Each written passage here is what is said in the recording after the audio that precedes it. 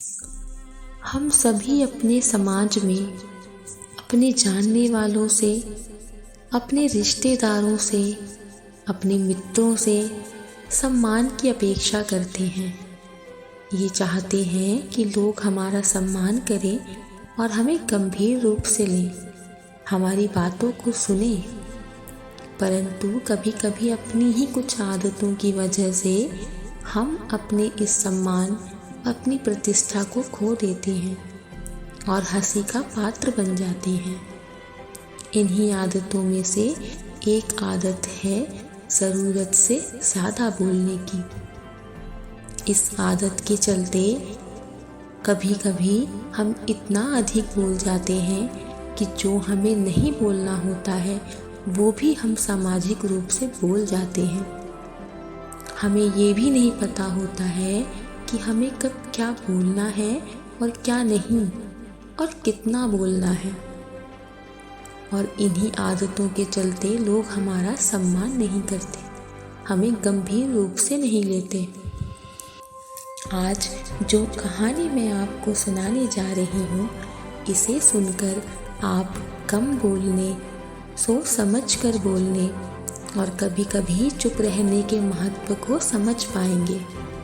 लेकिन इससे पहले कि आप इस वीडियो में खो जाएं, मेरे चैनल को सब्सक्राइब ज़रूर कर लें। तो आइए शुरू करते हैं। एक बार की बात है, एक गुरु का एक शिष्य अपने ज़्यादा बोलने की आदत से परेशान था। वह जब भी किसी से मिलता तो उससे मिलने के बाद अपने मित्रों के सामने अपने विचार देना शुरू कर देता। कोई उससे पूछे या ना पूछे, वह अपने आसपास की लगभग हर चीज़ के बारे में अपनी राय बता देता था। आश्रम में रहने वाले प्रत्येक शिक्षक व विद्यार्थी के बारे में उसकी अपनी सकारात्मक या नकारात्मक राय थी, जिसे वह बिना सोचे समझे सबके सामने रख देता था। जब भी आश्रम का कोई दूसरा छात्र अपनी कोई भी समस्या लेकर उसके पास आता तो वह बिना उसकी पूरी बात सुने ही उसे सलाह देना शुरू कर देता। वह हमेशा अपने मित्रों से कहता रहता कि तुम्हें ये काम ऐसे करना चाहिए था, वो काम वैसे करना चाहिए था। उसे अपने आसपास की चीज़ों के बारे में जो भी आधा अधूरा ज्ञान होता, वह अपने मित्रों के बीच में बैठकर बोलने लगता और उस ज्ञान का दिखावा करता। उसकी इन्हीं हरकतों की वजह से आश्रम का कोई भी शिक्षक या छात्र उसे गंभीरता से नहीं लेता था। आश्रम में पढ़ने वाले छात्र उससे दूर रहने की कोशिश करते थे, क्योंकि वह हर बात पर उन्हें सलाह देने लग जाता था। आश्रम का कोई भी छात्र उसे अपना मित्र नहीं बनाना चाहता था। सब उससे दूर ही रहना पसंद करते थे और आश्रम के छात्र उसकी इन हरकतों की वजह से उसके पीठ पीछे उसका मजाक भी बनाया करते थे। यहाँ तक कि उस लड़के को भी यह पता था कि उसकी ज़्यादा बोलने की आदत की वजह से कोई भी उसे पसंद नहीं करता था।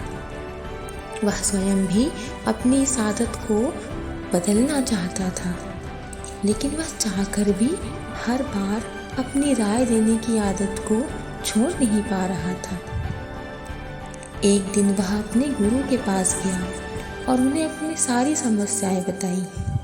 गुरु ने कहा, वत्स, ज़्यादा वही बोलता है जिसे यह लगता है कि उसे सब कुछ पता है, उसे सब कुछ आता है, उसे हर चीज़ के बारे में ज्ञान है।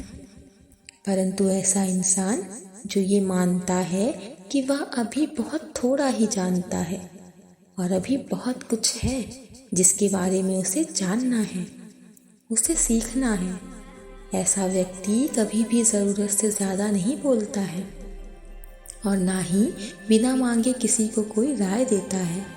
इसलिए सबसे पहले खुद के अंदर ये अभिमान हटाओ कि तुम्हें सब कुछ पता है। गुरु की ये बात सुनकर उस शिष्य ने उनके सामने अपना सिर झुका दिया। यह देखकर गुरु ने कहा, वत्स, मैं एक दिन में तुम्हारी ज़्यादा बोलने की आदत को खत्म तो नहीं कर सकता। ये आदत तुम्हें खुद ही अपने अंदर से धीरे धीरे निकालनी होगी, इसे छोड़ना होगा। हाँ, परंतु मैं तुम्हें यह ज़रूर बता सकता हूँ कि किन परिस्थितियों में तुम्हें शांत रहना चाहिए, ताकि तुम खुद को दुखी होने या किसी बड़ी मुसीबत में पड़ने से बचा सको। शिष्य ने गुरु की बातों से सहमति जताते हुए अपना सर हाँ में हिला दिया और कहा, अवश्य गुरुदेव, मैं ये जानने के लिए अति उत्सुक हूँ, कृपा करके मेरा मार्गदर्शन करें। गुरु ने कहा, वत्स, ये 5 परिस्थितियाँ जो आज मैं तुम्हें बताने जा रहा हूँ, इस समय हमें खुद को शांत रखना चाहिए।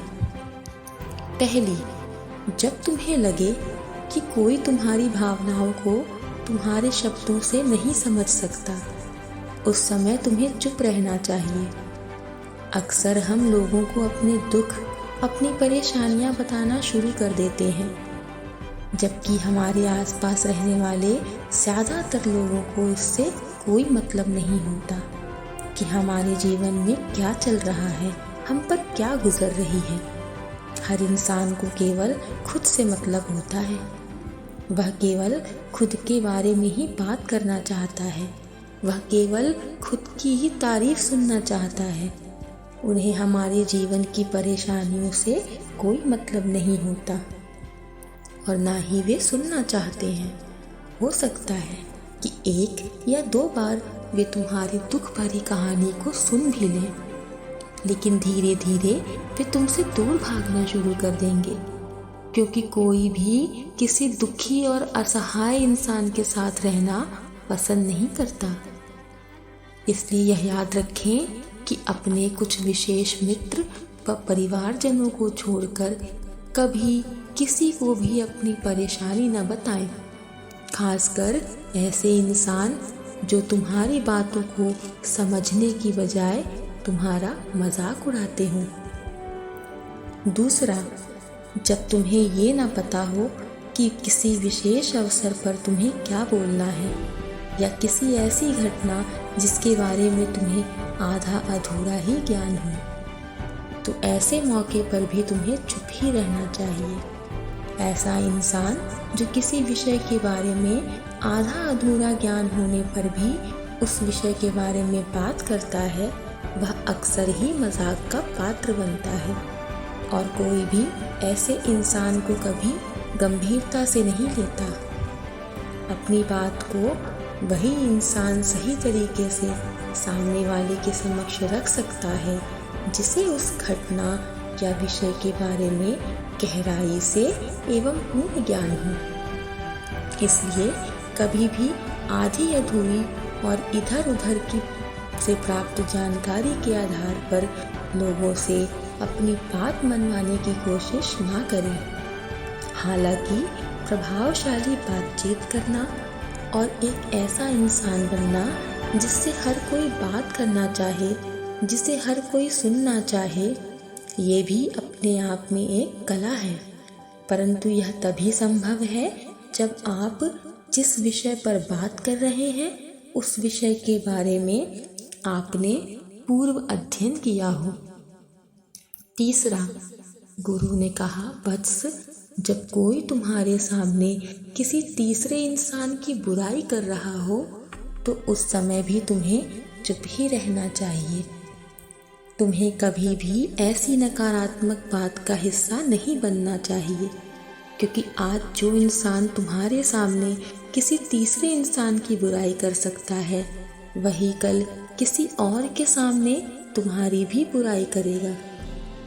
और इस बात की ज़्यादा संभावना है कि आज तुमने उसकी हाँ में हाँ मिलाने के लिए तीसरे इंसान की जो बुराई की है, कल रिश्ते ठीक होने पर वह उस तीसरे इंसान से भी कहे कि तुमने उससे उसके बारे में क्या क्या कहा था। इसलिए जब भी कोई कभी किसी तीसरे इंसान की बुराई करे या उसके गलत समय का मजाक उड़ाए तो तुम्हें सिर्फ उसकी बातें सुन लेनी चाहिए, वहाँ अपनी कोई राय नहीं रखनी चाहिए। यदि तुम ऐसा करते हो तो भविष्य में तुम्हारे लिए समस्या खड़ी हो सकती है। गुरु ने कहा, और चौथा, जब तुम्हारे ऊपर गुस्से और घृणा से कोई चिल्लाए, तुम्हारा अपमान करने की कोशिश करे, तो ऐसी स्थिति में भी चुप रहकर सामने वाले के गुस्से और उसकी घृणा को तुम कम कर सकते हो। साथ ही तुम स्थिति को खराब होने से भी बचा सकते हो। जब तुम सामने वाले के क्रोध का जवाब क्रोध से न देकर उस समय चुप रह जाते हो, तो यह बात उस क्रोध करने वाले इंसान के सीधे दिल में लगती है। गुस्सा कम होने पर उसे अपनी गलती पर पछतावा होता है और ज़्यादा संभावना है कि वह अपनी गलती के लिए तुमसे क्षमा मांगे। और क्षमा नहीं भी मांगता तो वह अंदर ही अंदर खुद को दोषी समझने लगता है और वह अगली बार तुम पर क्रोध और घृणा करने से पहले 1000 बार सोचेगा। लेकिन इसका मतलब ये भी नहीं है कि तुम्हें हर परिस्थिति में चुप ही रहना है। यदि कोई गलत कर रहा हो तो तुम्हें उसका जवाब भी देना है, क्योंकि कुछ लोग ऐसे भी होते हैं जिन्हें हमारा चुप रहना हमारी कमज़ोरी प्रतीत होती है। चुप रहने का यह तरीका केवल सगे संबंधियों, परिवार एवं कुछ निकटतम मित्रों तक के लिए ही सही है, न कि हर इंसान के लिए। यदि तुम हर जगह चुप रह गए तो इसका गलत फायदा भी उठाया जा सकता है। गुरु ने आगे कहा, 5वीं वह स्थिति जब कोई इंसान तुमसे उसके जीवन की दुख भरी घटना या अपने जीवन की परेशानी साझा कर रहा हो। ऐसी स्थिति में तुम्हें चुप रहकर सिर्फ उसकी बातों को सुनना है। ज़्यादातर लोग ऐसे होते हैं कि किसी ने उनके सामने अपनी समस्या सुनाई नहीं कि वे समाधान देना शुरू कर देते हैं। जबकि कोई इंसान हमसे अपनी किसी परेशानी या दुख साझा कर रहा होता है तो वह हमसे किसी सुझाव की उम्मीद नहीं करता। वह बस ये चाहता है कि हम उसकी पूरी बात बस ध्यान से सुन लें, क्योंकि जब हम किसी की परेशानी को ध्यान से पूरा सुन लेते हैं तो उस इंसान को एक आत्मिक शांति मिलती है। उसे ऐसा लगता है कि चलो किसी ने तो मेरी बात को समझा।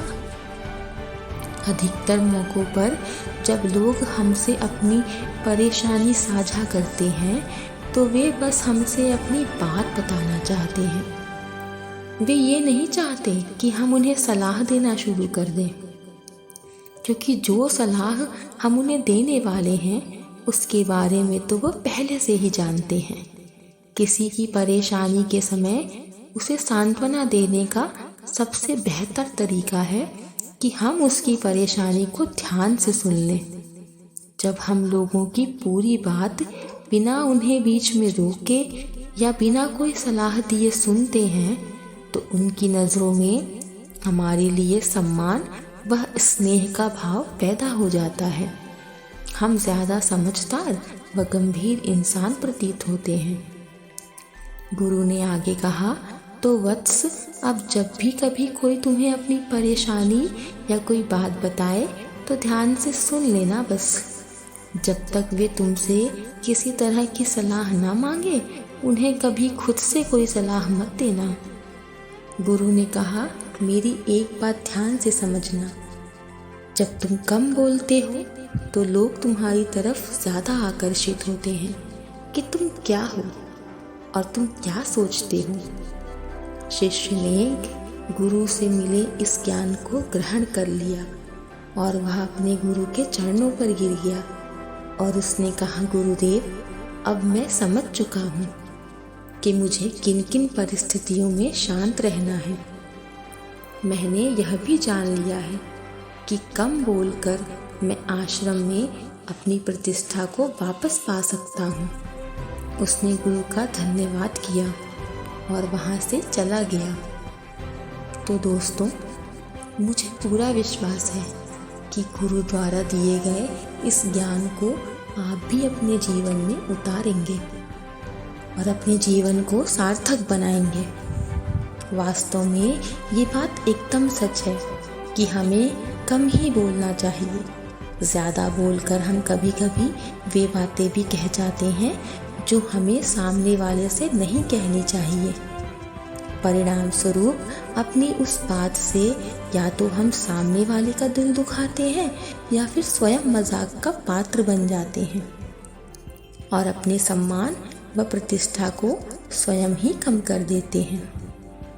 तो अगर आपको गुरु द्वारा दिया गया यह ज्ञान सार्थक लगा हो, जो मैंने अपने माध्यम से आप तक पहुंचाने की कोशिश की है, तो मुझे कमेंट सेक्शन में ज़रूर बताएं और हमारे चैनल को सब्सक्राइब ज़रूर कर लें। तब तक स्वस्थ रहें, अपना ध्यान रखें और हमेशा सकारात्मक रहें।